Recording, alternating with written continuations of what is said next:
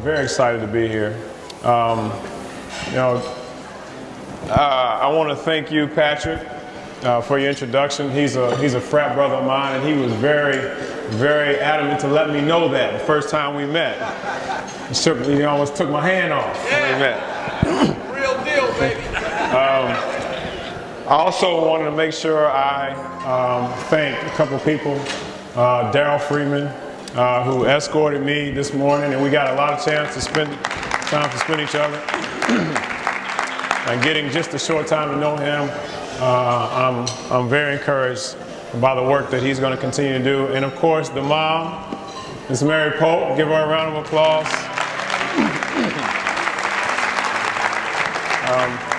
Another friend of mine in the work of fatherhood is Mr. Kenneth Braswell. Please give him a round of applause. So as you can tell, family is very important to me. To me, it's the core of who I am. And I just want you all to understand that one of the reasons that it's so important to me is because of how I grew up. When I look at my relationship with my wife, neither one of us we're far from perfect. We've made many mistakes individually and as a couple. But the one thing that we understand is we understand the power of our legacy. And the power of our legacy is not, what we have materially. It's not where we live. But the power of our legacy is when our kids go somewhere and people may compliment their behavior. Or they go somewhere and they come home and a teacher says, you know what? Your son or your daughter is doing an incredible job. He or she is working so hard. He's such a leader in the classroom. And so that's what's important to us. So we spend a lot of time and we understand the energy that takes. So the thing that I would, just encourage you right off the top is that this is not, to me, it's not just about fathers, it's not just about the men, but it's about the whole family. It's about the whole family unit and how the whole family works together, right? My father was my hero. And in many ways, he still is. Still is. We still talked yesterday, we talk about basketball. We talk about life. We talk about business. We talk about politics. And, the one thing I remember growing up is he would always say something to me, but he would never contradict in my eyes what he would say and what he would do. And I think that's one of the key things that I found in our program, and honestly, even working in basketball, where you have coaches who become father figures. Even in the NBA, or in college, high school, whether you're a father, whether you're a coach, whether you're a mentor, you become that figure that has to lead by example. And one thing that I remember about my father that I look back on, and when someone asks me about my father, the one thing that sticks out to me the most is that he was an example. Whatever he said, I remember him actually doing it. And I saw the best of the best come up to him asking for advice. Played in the NBA All-Stars, people have had championship rings. They would come up to him and still call him to this day because of the respect that they have for him. But it wasn't because he taught them how to shoot a jump shot. It was because who he was to them as a father, and he is that. Some parents think their most important thing to them is their kids making the NBA. That's not the most important thing in the world. The most important thing is who they become as a person. Who they become, who they are. So by the time I did get to the NBA, and by the time I was in the position to live that dream, all I could do is come back and reflect on what my father, what my parents taught me. And I think you're never going to find a professional athlete, a professional person that's not going to make mistakes or make bad decisions.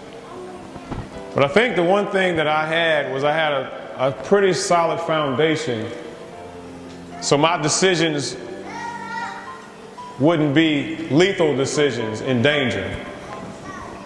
My decisions were bad, but they were not that bad. If that makes sense. And I say that because I think that my parents and my father and who he allowed me to be set a strong foundation at that. In 2003, my father called me. We were talking on the phone, and I said, "Dad, we should do like some kind of basketball camp together. We should do something together to where we can help people understand how important family, how important fatherhood, how important what you said, what you taught me, or what you taught Lynn and Patty, my sisters, and my mother. How can we share that with people?" Because all throughout my career, when I would go and people would talk about my father, they would talk about my family, they would compliment my parents and they would say, "Man, they must have been great parents." And I would say, "Yes, they were great parents." But then as I walk away, I would say, it kind of bothered me, it kind of disturbed me that had to be so special. I mean, why is it so special that they were good parents? Why was that so different? It shouldn't be different. That should just be the way it is.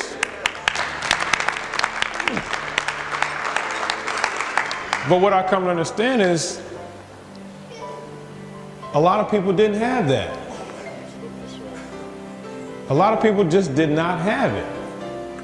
So as my father talked on the phone, we started to say, we're going to do a basketball camp. We're going to bring men. We're going to bring fathers in here.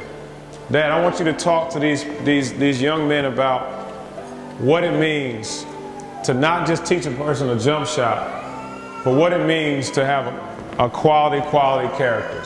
And so the reason I'm so passionate about this is because I see the correlation between being a father, being a mother, being a coach, being a teacher. They deserve, our young people deserve that.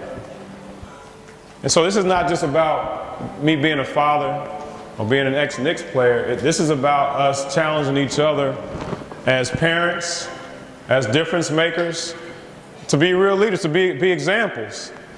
This is on us. To have you guys come in collectively and build and grow like this for families. If you affect families, you affect the community. If you affect the community, you affect society. Now think about all the energy that's being placed into the economy, what's being talked about, the election coming up, jobs, education, going overseas. But how many people are talking about investing in the families? Think about that. Think about if we invested in family like this. Think about if there was a coalition in every single state doing what you're doing today. Now I want you to really think about that for a second. The impact that would make on our whole country. Because you decided to invest in each other. And when I say think about that, I literally, and I'm pretty much done because I really want to hear from you all. I would like to hear questions. I would like to hear what you think about what we can do together moving forward. But I really want you to take a minute just to think about that. I want you to think about what that's going to be like when next year we come back and there's a coalition in New York. There's a coalition in California. There's a coalition in Texas. There's a coalition in Indiana. There's a coalition in South Carolina, North Carolina. And think about the power of how the importance of family will grow. So think about that.